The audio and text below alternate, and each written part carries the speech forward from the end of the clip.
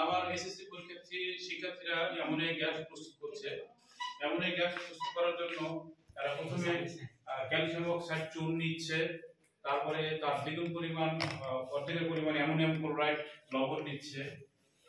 নেওয়ার পর ওরা কিভাবে গ্যাসটা তৈরি করছে এটা আমরা একটু দেখব।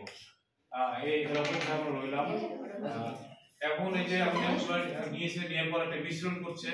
এই মিশ্রণ করে 2 হাত তালু দিয়ে ঘষা দিচ্ছে। ঘষা দিয়ে কিভাবে অ্যামোনিয়া গ্যাস তৈরি হচ্ছে এটা এখন অ্যামোনিয়া গ্যাস তৈরি হয়েছে এটা তার প্রমাণ হিসেবে হাইড্রোক্লোরিক অ্যাসিড। হাইড্রোক্লোরিক অ্যাসিডে একটি সিক্ত কাঁচদণ্ড ওই অ্যামোনিয়া গ্যাসের মাথার উপর ধরছে। তো দেখা যাচ্ছে যে সাদা ধোঁয়া সৃষ্টি হয়েছে। কত ফাইন! সবাইকে অসংখ্য ধন্যবাদ। সবাইকে অসংখ্য ধন্যবাদ। ধন্যবাদ। আচ্ছা, এই যে বাইরে ফেলে